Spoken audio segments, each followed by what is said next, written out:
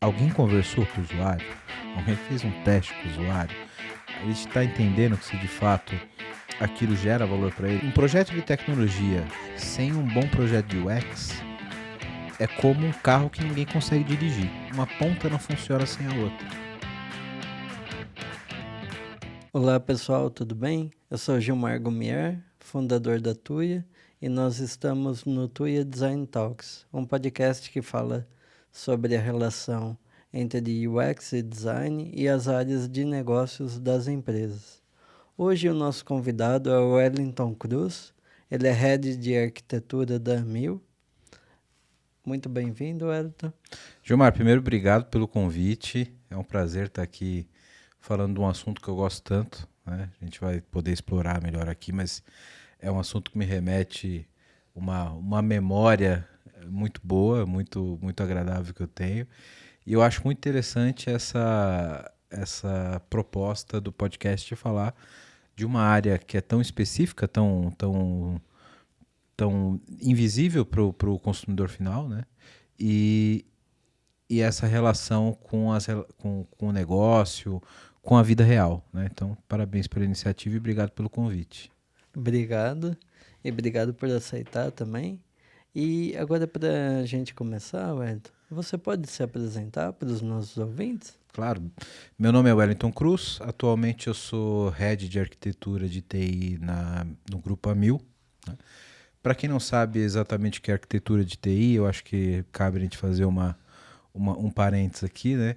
A arquitetura de TI é aquela disciplina que a gente tem dentro da área de tecnologia que traça uma estratégia de tecnologia e uma estratégia de implementação das tecnologias para que o negócio alcance aquele objetivo que ele pretende ter dentro do mercado, né? Então, o arquiteto de TI é aquele que entende o que o negócio precisa, quais são os objetivos de negócio, quais são as capacidades que o negócio precisa ter para os seus objetivos e estipula suas capacidades de tecnologia. E a partir daí a gente fala sobre adoção de plataforma, desenvolvimento de software, adoção de nuvem, todas as outras disciplinas de tecnologia que estão abaixo dessa estratégia de tecnologia.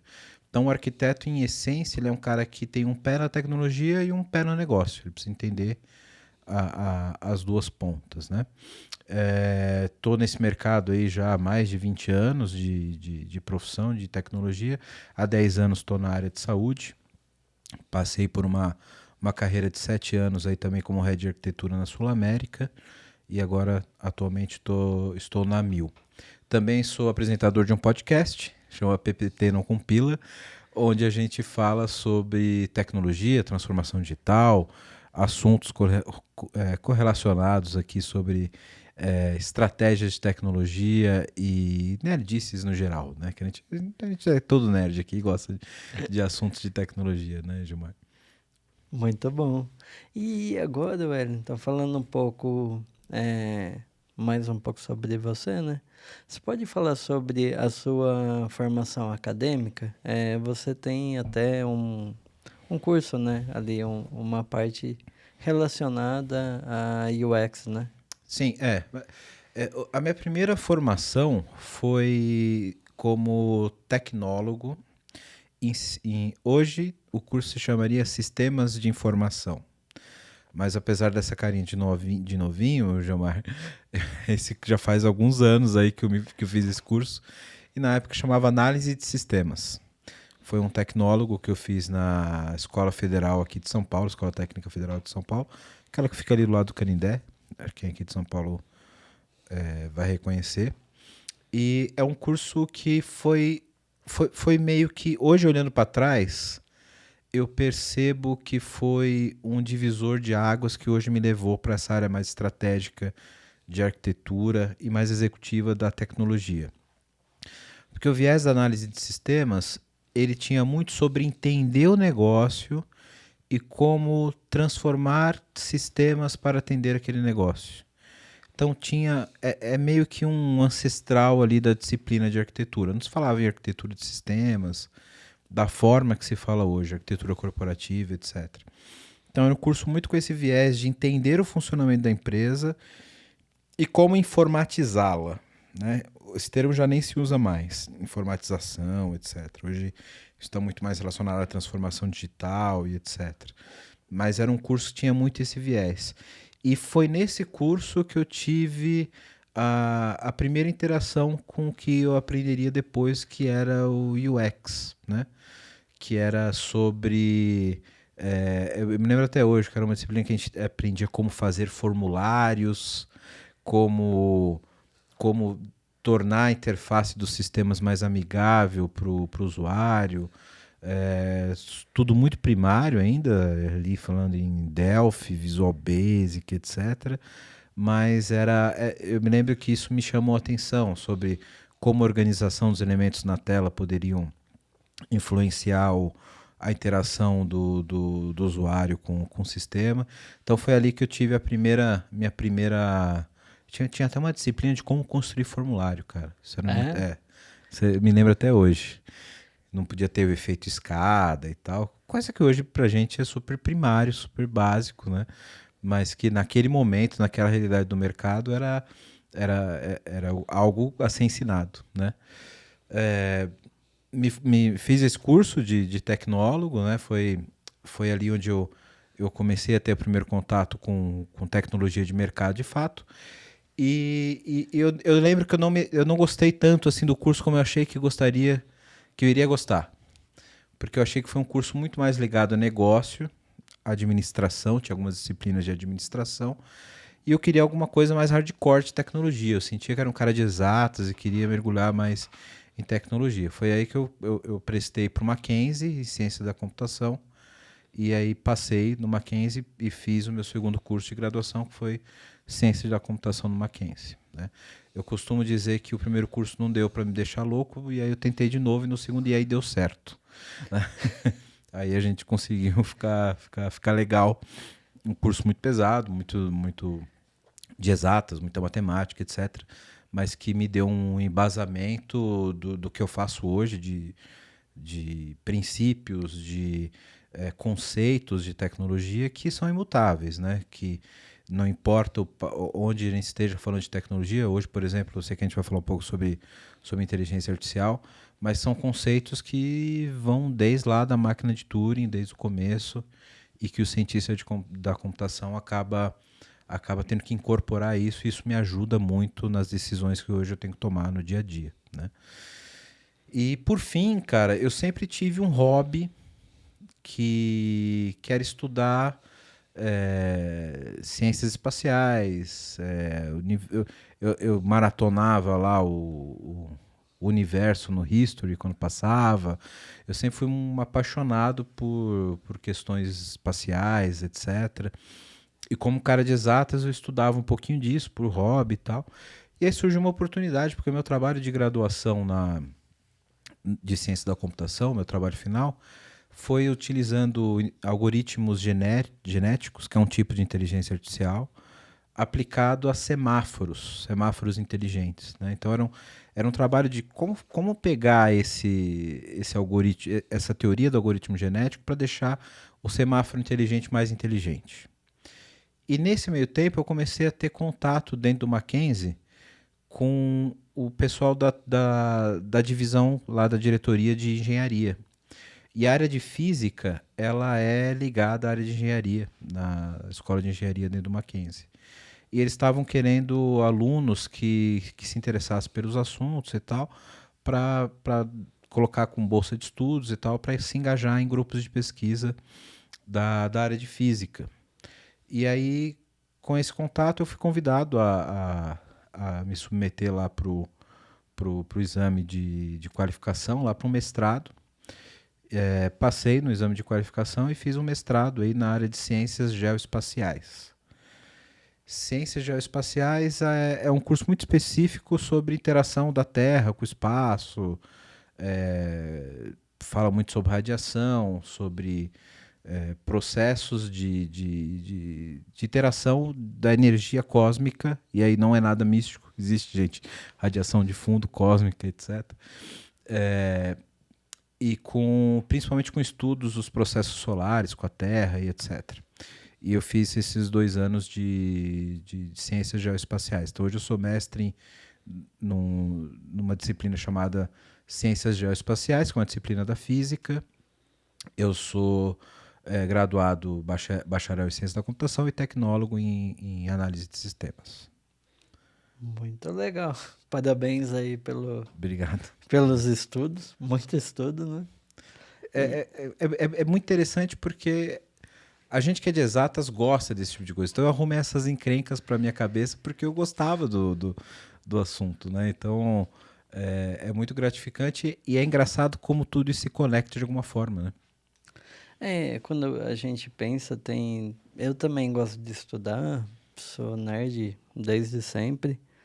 E tem muita coisa que a gente aprende, teoria e tudo mais, na escola, na faculdade, que a gente pode não ver a aplicação imediata ali, mas vai fazer a diferença no seu dia a dia, né? Exatamente. É o que eu sempre digo até para as pessoas com que eu trabalho hoje, com meus funcionários, que o conceito ele é mega importante.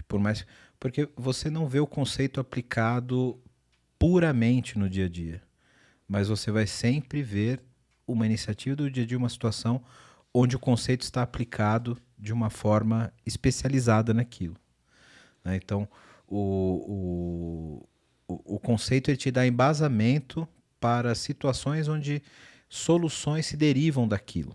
Então, ser um profissional bem... E daí vem até o termo de bem conceituado, né? Você é bem conceituado porque você é carregado de conceitos. As pessoas te veem como conteúdo. Então, você ter os conceitos para desenvolver bem o seu trabalho, eu acho que é mega importante, que hoje em dia não é tão valorizado, né? As pessoas elas procuram muito aprender o imediatismo, o mais eficiente, o que demanda na hora e muitas vezes esquece a base, né? Então, eu acho que na área de design isso é tão frequente como na tecnologia, né? Às vezes a pessoa foca em aprender a ferramenta e não o conceito, né? Sim.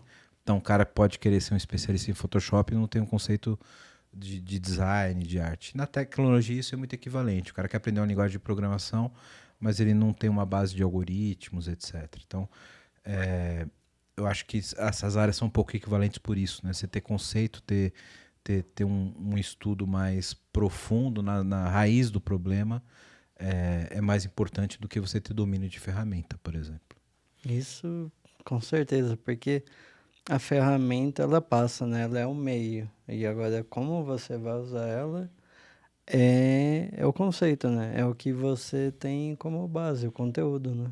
Exatamente. Acho que isso é mega importante para todas as áreas. E agora, Wellington, falando sobre a sua carreira, né? Vamos pegar ali a primeira parte, que você começou trabalhando mais em agências, né, de publicidade, agências digitais, e você começou como desenvolvedor e depois trabalhou um pouco com gestão de projetos, né? Como foi esse tempo, né? Esse início de carreira? Cara, o meu primeiro emprego foi numa escola de informática. Eu era estagiário. Não foi nem meu primeiro emprego. Meu primeiro emprego foi fazendo manutenção de computadores. Em 90 e sei lá quanto, cara. Comecei com 12 anos, eu sou de 84. 96. 96. Eu ajudava ali como assistente, trocando placa-mãe, encaixando em HD. Foi aí que eu comecei a ter contato com a computação mais profissionalmente, né? E eu sempre fui muito de estudar, de aprender as coisas e tal. E aí eu consegui, depois desse emprego, um estágio para uma escola de informática, tipo SOS Computadores, sabe? Bit Company, etc. Essas empresas que hoje em dia todo mundo está sabendo, não tem mais. Essas escolas já não existem mais, mas isso acontecia, viu, gente? As pessoas pagavam um curso para usar o Windows. E aí eu consegui um estágio onde eu ficava como monitor ali. Tinha um professor e eu ficava ajudando as pessoas a utilizar o computador, etc. Isso ali tinha uns 16, 17 anos. E aí eu passei a ser professor depois, né? Um professor período suspenso. Eu era estagiário, já estava meio ambientado ali e virei professor dessa escola. Essa fase para mim foi muito importante, cara, porque Eu percebo que no que eu desenvolvo hoje, eu preciso ter uma interação executiva muito grande, eu preciso ter uma boa oratória, eu preciso ter uma boa comunicação. Eu sempre fui um cara muito tímido. Eu sou extremamente tímido. Mas às vezes as pessoas vêm eu gravando podcast, etc., e acham que não. Mas eu sou aquele cara que chega numa festa, eu prefiro ficar na minha quietinho e falar com quem eu conheço. Não sou um cara tão expansivo. A minha essência é de uma pessoa muito tímida. E essa fase me ajudou a desenvolver a comunicação, porque eu tinha que dar aula, tinha que falar com as pessoas, né? Então isso me ajudou a me desenvolver.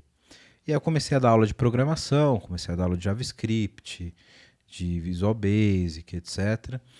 E aí começou a surgir alguns freelances para trabalhar com agência de publicidade, para desenvolver site, portal, etc. Ainda de uma forma mais incipiente, mas eu comecei a ter esse contato. E aí começou a ter uma transformação que os freelances que eu fazia com as agências me davam uma renda maior do que como professor de computação. E aí foi a primeira virada profissional que eu tive. Eu passei a trabalhar como freelance nessas agências e aí até que eu pegava tanto freelance de uma agência que eu falei, cara, vem trabalhar aqui direto com a gente. E aí eu comecei a trabalhar direto com essas agências. Em um determinado momento, eu achei que eu já conhecia muito do mercado, como todo jovem de 20 e poucos anos acha que consegue já voar sozinho, sair dessas agências e fui montar minha própria produtora de portais, sites, aplicativos de mobile, etc. Eu e um amigo meu da época, que fazia faculdade comigo, nessa época eu já estava no Mackenzie, e a gente foi se aventurar em montar uma produtora. Dois nerds, sabiam programar muito bem, eram dois técnicos muito bons, e nós chegamos à conclusão que, muito bom, fazemos produtos muito bons, mas nenhum de nós sabe vender. Então a gente não tinha cliente. Então a gente acabou não dando certo, porque eram duas pessoas que ficavam dentro do escritório, né, falando de tecnologia, e não tinha ninguém na rua vendendo. Então a produtora acabou não dando certo.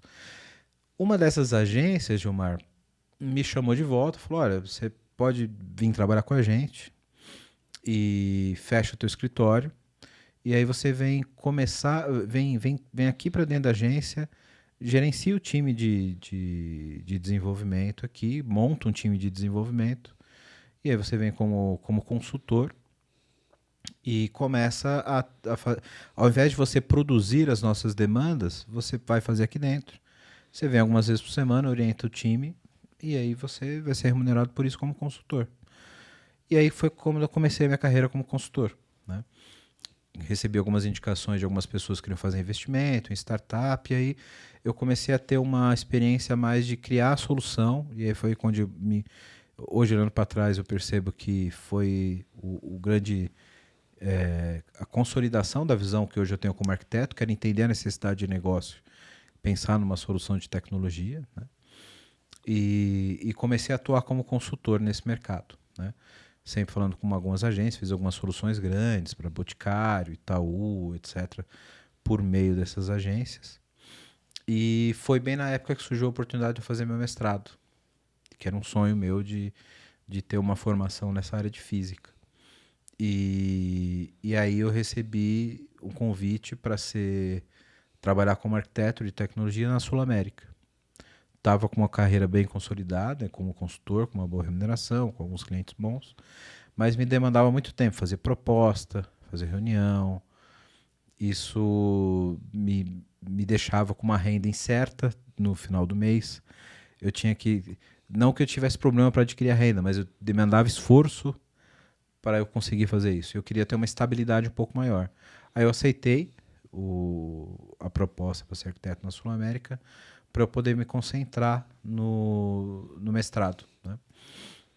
Acabei me dando muito bem no mercado corporativo, me encaixei bem no mercado corporativo e acabei ficando lá 7 anos, né? Fui subindo na escala da companhia e acabei saindo como head de tecnologia, né? De arquitetura de TI. E legal, e como foi, no caso, você acabou saindo do mercado de agência, ali, consultoria, e foi para o mercado de saúde, né? Começou mais como profissional ali e foi virando executivo. Como foi essa transição, assim, para o mercado de saúde, né? E para essa posição de executivo? Cara, o primeiro choque foi sair de um mercado mais, como eu posso dizer isso de uma forma mais suave, de um mercado um pouco mais liberal, que é a comunicação, né? Então a gente não tem tantos processos, não tem. É muito mais ligado à criatividade do que a processos rígidos, governados, etc. Para ir para uma seguradora com capital aberto na bolsa, onde você tem um processo de governança, tem processos muito rígidos, tem auditoria muito rígida. Então o primeiro choque foi sair do mercado de comunicação para um mercado financeiro regulado. E eu falei, cara, não é possível. Aqui eu tinha liberdade para resolver todos os problemas, eu tinha acesso livre a todos os recursos de tecnologia, eu simplesmente resolvi o problema. Aqui não, aqui eu tenho auditoria, eu tenho processos regulados, etc. O primeiro choque foi aí. Eu falei, cara, preciso entender melhor como funciona isso, né? Mas me adaptei bem. Comecei a entender bem os processos e comecei a contribuir, inclusive, a deixar os processos mais enxutos, né? Os processos mais ágeis, etc., cumprindo os requisitos ali de auditoria, etc.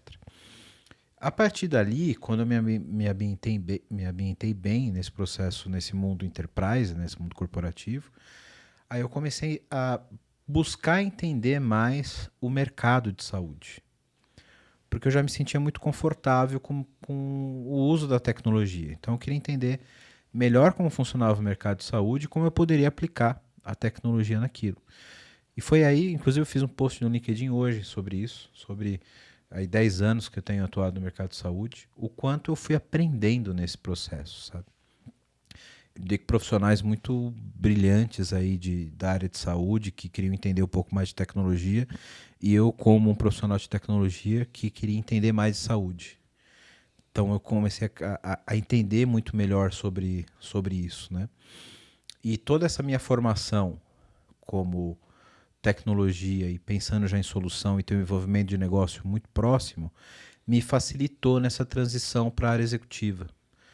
Porque, inclusive, isso facilitou muito a minha escalada de carreira dentro da área de saúde, de poder influenciar, poder sugerir e falar de negócio com o viés de tecnologia. Então, como a tecnologia pode apoiar essa eficiência operacional de saúde, como ela pode beneficiar as pessoas na ponta, né?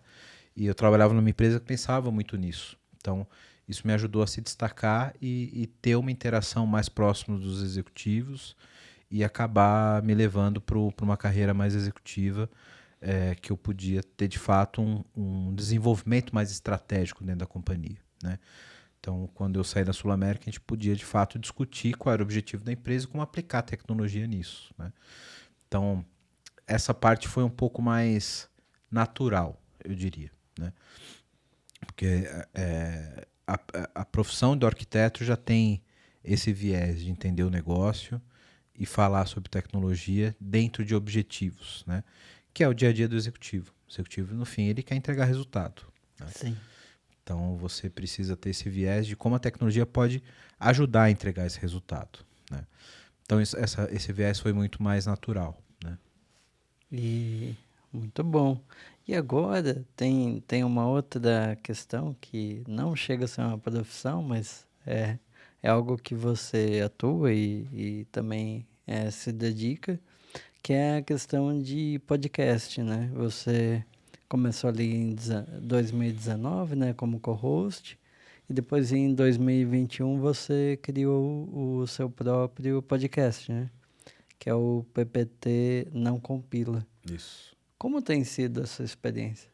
Cara, para mim é uma terapia, né? Eu gosto muito de falar de tecnologia, eu gosto muito de discutir tecnologia, né? E essa ideia do podcast, cara, a gente tem um amigo em comum, que é o Gustavo Passa, inclusive um abraço para ele. Ele tem o podcast EmpreendaCast e eu comecei a trabalhar com ele como co-host. Ele era meu amigo ainda é, claro, né? Mas a gente não tinha uma relação profissional ainda. E ele me convidava a ser co-host, participar de alguns episódios ali. E aí algumas empresas que ele entrevistava, os empreendedores, eram mais tecnológicas. Às vezes o CTO da empresa era o fundador, tinha um viés mais de tecnologia. E aí a gente acabava transformando o episódio que era de empreendedorismo com um viés muito mais tecnológico. Porque eu acabava perguntando mais coisas pro cara, me interessava sobre a tecnologia da startup, da empresa, etc. E aí a gente sempre teve essa ideia, pô, a gente podia fazer um fork, né, um outro podcast para falar só sobre tecnologia. E aí depois de um tempo ele começou a entrar mais fundo no mercado de podcasts, né? A gente se conhecia na empresa que a gente trabalhou juntos. E aí ele montou toda uma estrutura para trabalhar com podcast. Eu falei, cara, tá na hora de tirar aquela ideia do papel. Vou montar o podcast de tecnologia. Isso vai completar 3 anos, né? E aí eu comecei com alguns amigos e tal, falando, e isso foi ganhando corpo, foi ganhando uma repercussão maior e tal. E agora estamos aí com já quase 150 episódios, 3 anos de estrada, já chegamos aí no top 10 de podcast de tecnologia no Brasil. E para mim, cara, é uma terapia de verdade, sabe? O dia que eu venho aqui pro estúdio, que eu vou gravar, é tomar uma cerveja, conversar com gente legal, falar de tecnologia. E isso tem um viés muito bom, Gilmar, porque me ajuda a sair da caixa da bolha onde eu tô, do meu cargo, da empresa onde eu trabalho, olhar um pouco para o mercado e me manter atualizado, né? Então isso me ajuda profissionalmente também. Então é uma coisa que eu gosto de fazer, me ajuda com comunicação, me dá uma visibilidade de mercado e com prazer me deixa antenado no mercado, entender o que as coisas estão acontecendo, me deixa um profissional melhor. Então é uma atividade que eu gosto muito de fazer, gravar o PPT no Compila. Vai lá e segue a gente que tem conversas boas lá. Mesmo sendo de design, tem conversas boas. Muito bom. E agora, Wellington, falando um pouquinho sobre a relação com o UX, né? Você falou que já teve esse contato desde a faculdade e tudo mais, né? Na sua visão, como o UX ele contribui para os projetos de TI? Cara, eu acho que a ponta final da interação do usuário, se você tiver todo um arcabouço de tecnologia mega moderno, um projeto muito bem estruturado, se na ponta o usuário não consegue utilizar ou ele tem dificuldade, tudo aquilo não serviu para nada. Você precisa ter um objetivo final. Você precisa ter uma efetividade da sua solução. Não adianta você ter uma primazia técnica gigantesca, as engrenagens tinindo de ouro, brilhando, se na ponta, em quem você tem que gerar valor, você não consegue entregar esse valor.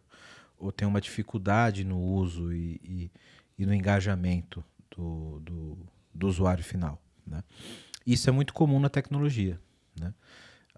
Nós, como técnicos, a gente pressupõe que a pessoa na ponta tem o mesmo conhecimento da gente. Isso é ruim.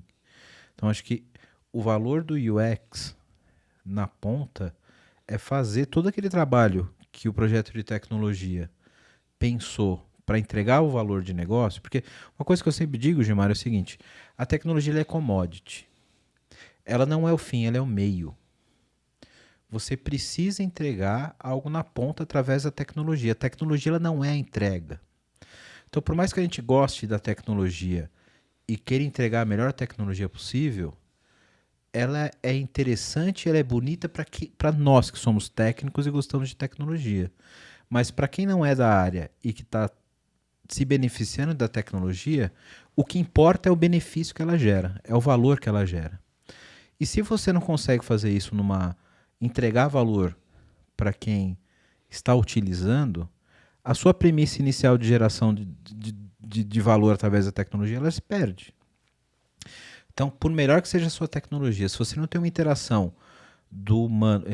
aliás, isso é uma disciplina que a gente aprende em ciência da computação, interação humano-máquina.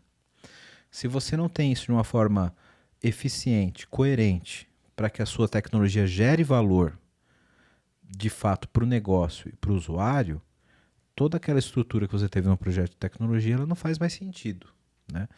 Então, é uma coisa que eu sempre, nos projetos que eu realizo, nos projetos que eu acompanho, que eu sempre sou um cara chato no assunto, alguém conversou com o usuário? Alguém fez um teste com o usuário?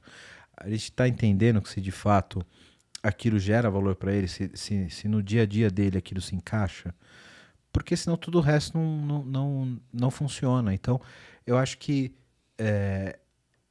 um projeto de tecnologia sem um bom projeto de UX é como um carro que ninguém consegue dirigir. Pode ter a melhor mecânica possível, pode ser o carro mais bonito, mas se o cara não consegue dar a partida e colocar a primeira marcha e chegar na casa dele, não vale de nada, percebe? Então, eu acho que é um ponto que às vezes é até um pouco negligenciado por nós que somos de exatas, pelo pessoal de programação. Tem o termo até de sistema feito pelo programador, que é sem UX nem nada, mas é a ponta mais importante, sabe? Existem vários outros aspectos que são importantes, escalabilidade, disponibilidade do sistema. Também não adianta ter um sistema que todo mundo sabe usar, mas está sempre fora do ar. Mas nada disso tem valor de premissa se o usuário não consegue utilizar seu sistema. Então, na minha opinião, tanto UX como CX, olhando para o ecossistema, né, qual a experiência da pessoa com aquela solução e a usabilidade da solução, elas são um ponto-chave para o sucesso de qualquer solução de tecnologia. Isso, muito bom ouvir isso de uma pessoa de tecnologia, porque tem vários profissionais que ainda entendem que a tecnologia é a premissa maior, né? Mas eu acredito que sempre tem que ter aquela coisa até assim na Tuia. Todos os projetos que a gente vai fazer, vai falar com o cliente, geralmente não é a tecnologia que demanda, mas sempre a tecnologia está ali envolvida e a gente sempre fala, ó, traz o pessoal de tecnologia para conversar com a gente, para pensar o projeto, porque eles vão entender ali o que é possível, o que não é e o que funciona, né? Porque tem que ter essa conversa, né? Exatamente. Uma ponta não funciona sem a outra, né? Não adianta você ter também um projeto de UX que ele é super disruptivo e aí, por mais que tenha um benefício para o usuário, se a tecnologia não consegue entregar. E o contrário também, não adianta ter uma tecnologia maravilhosa por trás se o usuário não consegue usar. Então, é simbiótico. Uma área não existe sem a outra, né? Acho que a analogia do carro é muito boa por isso, né? Não adianta eu projetar um volante, um câmbio que o cara não consegue usar se eu tiver um ótimo motor lá na ponta, né? E não adianta também ser muito fácil de dirigir um carro que não funciona. Então, as coisas, elas interdependem entre si, né? Sim. E, Wellington, como era a sua relação, como era o seu trabalho com o UX durante a sua passagem pelas agências de publicidade, as agências digitais e até nas consultorias que você fazia, né? Cara, eu sempre, né, como um cara muito técnico dentro desse processo de consultoria e de realização do trabalho nas agências, principalmente nas agências de publicidade, de aprendiz. Eu era um cara que aprendia com muita gente boa sobre design e experiência do usuário. Eu acho que eu aprendi a valorizar isso por esse background que eu tive de trabalho dentro desses locais, né? Porque por ser um cara muito técnico, eu pensava na estrutura de tecnologia, etc. Mas aí sempre tinha um diretor de arte que falava, cara, esse botão tá no lugar errado, ninguém tá vendo. Essa cor aqui o cara não vai achar. Isso daqui deveria estar em cima, né? E foi inclusive nessa época, Gilmar, que eu comecei a estudar um pouco de arquitetura de informação, né? Como o valor de cada informação, onde ela deveria estar. E isso me deu um pouco de bagagem para poder entender melhor e até argumentar com essas pessoas e chegar numa solução um pouco mais exatamente o ponto que você falou, né? Como que a tecnologia e o UX se interligam ali, né? O que é possível fazer no UX com a tecnologia e como a tecnologia consegue refletir no UX, né? Mas foi exatamente nesse momento que eu comecei a aprender com gente que de fato sabia sobre o assunto, sabe? Por isso que eu aprendi a valorizar muito. E aí eu aprendi a viabilizar isso. Foi quando eu comecei a trabalhar como desenvolvedor front-end, etc., que eu aprendi a sair do famoso layout de programador, que entendi que algo além estava por trás. Aquilo que foi desenhado, aquilo que foi projetado, tem uma experiência por trás que não é só o desenvolvimento de tela, sabe? Foi aí que eu comecei a ter um pouco mais essa visão que me ajuda até hoje. Legal. E é interessante essa questão, né? A arquitetura de informação, assim, se alguém não conhece, basicamente era o nome anterior da disciplina de UX, porque era algo mais restrito. A gente não tinha principalmente o iPhone, que ele acabou quebrando todos os paradigmas e criou novos paradigmas, né? Então a gente fazia muito. No começo da minha carreira, no começo da TUI, basicamente a gente fazia muito sistema para computador, porque era o que a gente tinha. Então era mais arquitetura de informação. E depois o termo foi ampliado, né, para UX. Mas a arquitetura de informação é a base, assim, para tudo até hoje, né? Porque quando a gente pensa, por exemplo, chatbot, a pessoa ela tem que ser um pouco mais especialista em arquitetura de informação, porque ela vai montar a árvore de decisão da conversa. Então, assim, é um termo que ele é antigo, que ele não é tão utilizado, mas ele é muito referência, é base para, assim, um bom aplicativo. Ele vai ter o design bonito e tudo mais, mas ali ele vai ter uma arquitetura de informação bem pensada, o fluxo entre as páginas, a navegação, porque ela é a base, né? Se não tiver ali aquilo, você não tem algo legal. E agora, Wellington, falando um pouquinho, na área de saúde, né? Porque a área de saúde é uma área muito mais regulada, né? Muito mais. Você tem que ter um planejamento muito maior e você, no fim do dia, assim, direto ou indiretamente, você está lidando com vidas, né? Que é um negócio muito mais arriscado quando a gente pensa nessa ótica. Como é, como, como era na Sul-América, como é na Mil, né, esse trabalho seu da área de tecnologia com a área de UX? Só fazendo um complemento sobre a arquitetura de informação, você vê que é nesses momentos que o convidado entrega a idade, né? Você vê que o cara usa um termo antigo, que já nem se usa mais, mas a gente está falando sobre o mesmo assunto, né? Mas voltando pro momento hoje de saúde, a gente... Quando a gente acaba indo para empresas maiores e tem um cargo mais executivo, você acaba se distanciando um pouco mais do operacional, né? Então, hoje, na estrutura da Mil, tem profissionais ali que, dentro dos canais de comunicação, são especializados em trabalhar a experiência do usuário naquele canal, naquele portal, naquela interação dos canais de comunicação. Quando a gente fala da arquitetura como um todo, eu acho que hoje a gente está mais ligado ao termo de CX, que é a experiência entre esses canais, como ele se sente na interação com a empresa, do que propriamente no UX daquele canal especificamente, né? Então hoje a minha preocupação é muito mais em manter a empresa coerente através de todos os canais que ele tem interação e que aquilo não seja redundante, né? Então, hoje a minha visão de como lidar com o usuário na ponta é ter uma experiência de tecnologia que não seja redundante numa empresa tão grande, onde as empresas não têm necessariamente uma comunicação entre todas as áreas. Então, eu tenho que ter um cuidado, Gilmar, de pô, tem uma equipe que cuida de um determinado setor da área de saúde.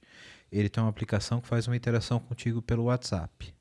Tem uma outra que também faz isso, que cuida de uma outra área financeira, por exemplo, e também tem uma interação com você pelo WhatsApp.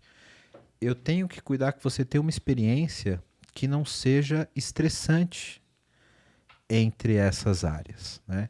Então, a sua interação como usuário e como cliente da empresa não pode ser isolada entre as áreas dentro da empresa. A gente tem que ter uma estratégia única que seja correlacionada e te trate como uma pessoa só. Senão você vai receber 50 mensagens por dia, uma informação que uma te mandou, talvez na outra já não seja mais válida, porque você foi pedir um procedimento de saúde e aí seu boleto venceu e, ou você está passando por um momento delicado de uma cirurgia, etc., você não pode receber uma mensagem de cobrança. Então, é muito mais com o olhar dentro do ecossistema, de como o usuário está, de fato, ali no termo do customer-centric, né? Da empresa estar em torno do usuário e não o usuário nas pontas, né? Então, hoje a minha experiência como UX ou CX, dentro do que eu executo, é mais esse olhar mais amplo, mais macro, do que o individual ali de uma interação do usuário com o aplicativo ou do usuário com determinado portal, porque a gente tem gente especializada e que faria muito melhor do que eu, obviamente, dentro dessa experiência da canalidade, né, da comunicação da companhia. O seu foco acaba sendo mais ajudar a integração dessas áreas, né? E dar uma voz única da companhia para o Isso. cliente, né? E não só na comunicação, mas na experiência como um todo, né? Então, aquilo que você interage com uma determinada, com a parte financeira, etc., tem que refletir num outro canal que tem que estar com a informação atualizada e que tem que te atender refletindo aquilo que você fez. Porque a gente tem uma visão única da companhia. A Mil é uma só. A empresa que você trabalha é uma só, né? Você é cliente daquela empresa. Mas a empresa, ela pode ter uma departamentalização muito grande dentro, que você não tem visão como cliente, né? Então, você não pode ter múltiplas pequenas empresas dentro de uma só falando com a mesma pessoa, né? A experiência tem que ser a mesma. Então, hoje meu trabalho é muito mais nesse viés de manter, de fato, o cliente no centro do que da interação dele com os canais, sabe? Muito legal. E agora, Wellington, queria falar de um tema aí que está bem sido muito falado ultimamente, que é a questão de inteligência artificial, né? Como você está estudando, como você está aplicando no dia a dia, o que você entende também, quais os impactos que a inteligência artificial pode e deve trazer para o mercado de saúde como um todo? Acho que não só para o mercado de saúde, Gilmar, mas posso falar sobre as relações de negócio como um todo. Eu acho que a gente pode parecer meio megalomaníaco o que eu vou falar, mas eu acho que a gente está numa próxima revolução industrial com a inteligência artificial. E é muito louco a gente falar isso agora, porque não é uma tecnologia nova, né?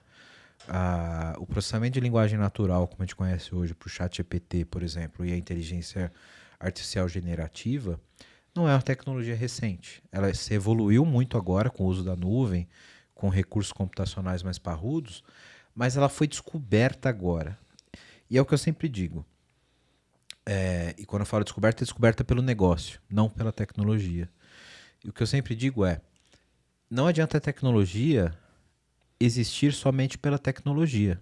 Essa tecnologia ela já existia antes, ela já estava em pesquisa, já estava sendo tratada pela área de tecnologia como muito promissora há muito tempo.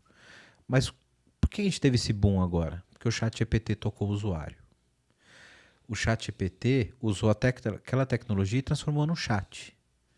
Então, a interação do humano com a inteligência artificial ficou muito mais fácil. Aquela mesma tecnologia ela poderia ser aplicada em outra canalidade, em outra aplicação. Mas quando você transforma ela numa interação via linguagem natural, através de um chat, aquilo ganhou uma exponencial, uma escala muito maior do que ela tinha antes, né? Então é uma tecnologia que não nasceu com o chat GPT, mas que o chat GPT trouxe ela para a nossa vida. Eu acho que aí os negócios, os gestores começaram a perceber o quanto a inteligência artificial pode ser efetiva para os seus próprios negócios. E aí eu acho que a gente acordou para esse mundo. Porque antes ela ainda era uma coisa de nerd, de laboratório, sabe?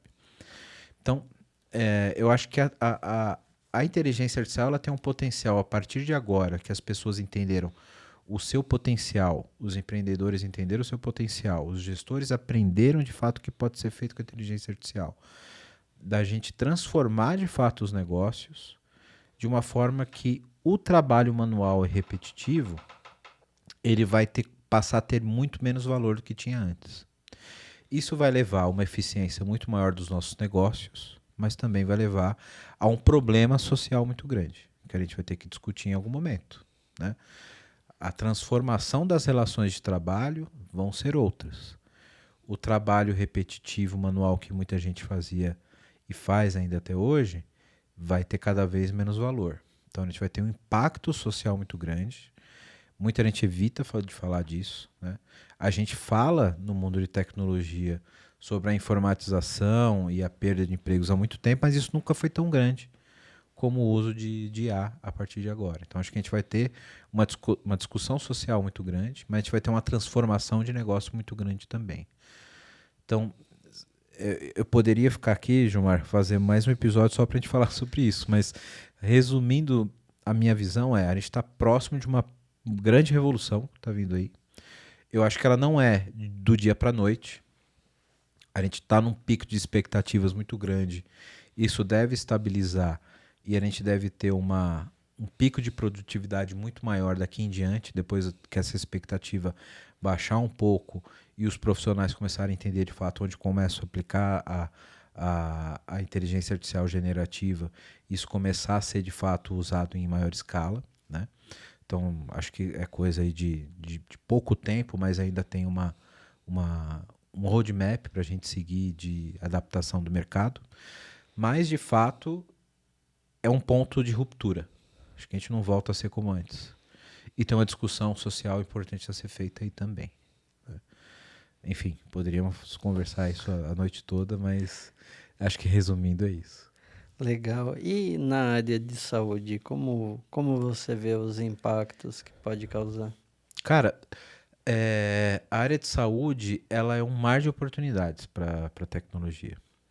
Já antes da inteligência artificial generativa, quando a gente falava muito sobre machine learning, os modelos que são mais estatísticos, mais estocásticos, a gente já falava muito sobre automatização de diagnóstico de imagem, por exemplo. A gente falava muito sobre estratificação de risco da população de saúde para trabalhar com modelos preventivos de saúde para evitar algum tipo de doença. Então a inteligência artificial ela sempre teve uma aplicabilidade na área de saúde muito grande.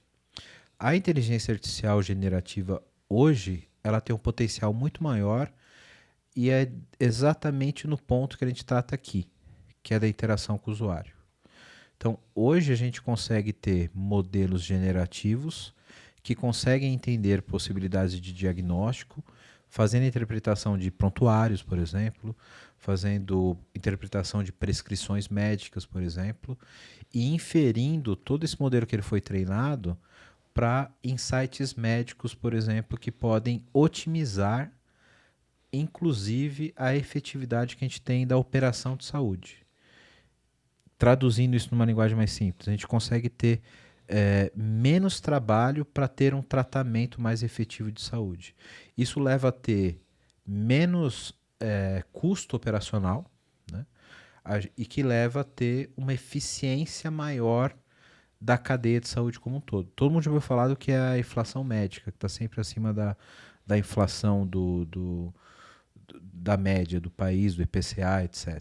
Porque o custo de saúde é muito grande, né? Então, hoje, por exemplo, se você vai no hospital, você tem uma queixa de dor de cabeça ou de qualquer tipo de queixa que você tenha com o médico, ele vai te dar um exame, vai te dar uma ressonância, vai te dar um exame de sangue. Se daí uma semana você for para outro hospital, ele vai te repetir o exame de sangue, ressonância, etc.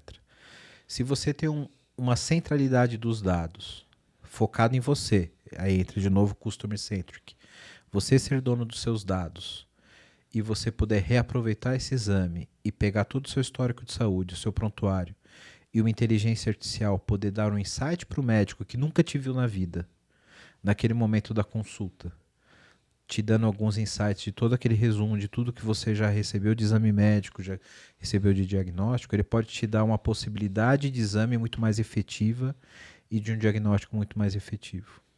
Porque você tem um uso do dado que é seu, sendo aplicado em benefício do médico e do seu tratamento. Não que ela vá te prescrever e que ela vai adivinhar o que você tem. Isso nunca vai substituir o médico. O médico sempre vai ser necessário na ponta, mas pode encurtar o tempo de análise do médico, com todo esse poder de poder computacional e de síntese que a tecnologia de inteligência artificial pode trazer para a gente. Entre outros milhões de coisas. A gente está falando de análise de fraude, a gente está falando de eficiência operacional de reembolso médico, enfim, a gente tem uma série de... A área de saúde é um mar de oportunidade para quem gosta de tecnologia. É um mar mesmo, é muito legal essa visão, assim, essa visão como indivíduo, né? Porque eu sou uma pessoa muito racional, assim, e uma pessoa que não gosta de médico e de hospital. E pensando nessa lógica, poxa, é muito bom. Imagina, eu começo a ter dor de cabeça e amanhã eu vou com o médico, ele me pede 3 exames. Aí volta semana que vem, com outro médico, ele vai me pedir o mesmo exame. Poxa, se você pensar, não faz tanto sentido, né? E isso é custo para o plano, é custo para mim, porque é meu Sim. tempo, é meu deslocamento. Você vai aumentar a eficiência e com certeza a questão do tratamento e tudo mais pode mudar muito, né? Sim. A forma como a gente faz hoje. Pode ser muito mais efetivo, porque você tem mais dados e mais informações para tomar uma decisão que pode ser mais assertiva. Né? Muito legal. E agora, Wellington, a gente tá caminhando para o final. Aí eu queria pedir para você, né? Para você, quais conselhos, né, que você daria para uma pessoa que está em início de carreira ou transição de carreira e queira trabalhar na área de tecnologia, na área de saúde? Eu acho que o principal conselho aqui a gente já deu implicitamente quando a gente falou dos conceitos. Né? Se você quer entrar na área de tecnologia, foque em entender o que é a tecnologia e o que está por trás daquilo. Pode parecer mais imediato você aprender uma ferramenta, ou aprender uma linguagem, ou aprender um determinado framework, porque aquela vaga de emprego está te pedindo aquele framework, aquela linguagem. Mas você nunca vai fazer o melhor uso possível daquela linguagem, daquele framework, se você não sabe o que está por trás. Qual é o conceito, qual é a estrutura que está atendendo aquilo por trás. Né? Qual é o conceito de tecnologia que é aplicado o paradigma de linguagem, a estrutura de linguagem, o algoritmo que é aplicado através daquilo. Né? Então, foque em entender os conceitos. Né? Você pode aprender e deve aprender a linguagem, mas você vai ser um profissional muito melhor se você entender de fato os conceitos que tem ali. Né? E especialmente na área de saúde, eu acho que entender o ecossistema de saúde, como funciona a área de saúde, ela é essencial para você entender onde a tecnologia pode obter essas oportunidades. Algumas delas a gente comentou aqui. Né? Então, otimização de processo, Enfim, entenda como funciona o mundo de saúde. O mundo de saúde não é só uma consulta ou um exame. Tem todo um ecossistema por trás disso, né? Tem todo um negócio por trás disso, né? Então, se eu pudesse dar um conselho, não só na área de saúde, mas para toda a área que você estiver trabalhando, entenda o negócio. Se você entende o negócio, você vai entender de tecnologia e vai saber ajudar o negócio. Sim. Com certeza, né? Porque, assim, tecnologia está cada vez mais presente no nosso dia a dia, mas para você usar ela da melhor maneira, você tem que entender o negócio que você está trabalhando, né? Exatamente. E repito o que eu sempre digo: a tecnologia nunca é o fim, é o meio. É o meio. O negócio precisa gerar valor, precisa ter resultado e precisa atender o cliente na ponta. A tecnologia vai ajudar isso. A tecnologia não é o fim, é sempre o meio. Muito bom. E Wellington, como o pessoal te encontra aí nas redes sociais, na internet? Pode me procurar lá no LinkedIn, Wellington Cruz. Vou estar à disposição, vou estar super acessível aí para conversar, bater um papo, tirar dúvidas. E minha principal rede social é do próprio podcast, né? @ppt não compila lá no Instagram. Adiciona lá, manda mensagem, sou eu mesmo que vejo, posso responder por lá. Muito bom. Muito obrigado, Wellington, por esse papo aí, essa sua história, essa visão de tecnologia, né? A visão técnica, essa visão de negócios. Quero agradecer também quem ficou até aqui ouvindo e assistindo. E para quem quiser acompanhar os próximos episódios, então pode seguir a Tuia nas redes sociais ou o podcast nos agregadores de podcast. Muito obrigado e até o próximo episódio. Obrigado, Gilmar. Obrigado pelo convite. Um abraço para todos os ouvintes da Tuia. Obrigado. Obrigado. Tchau, tchau.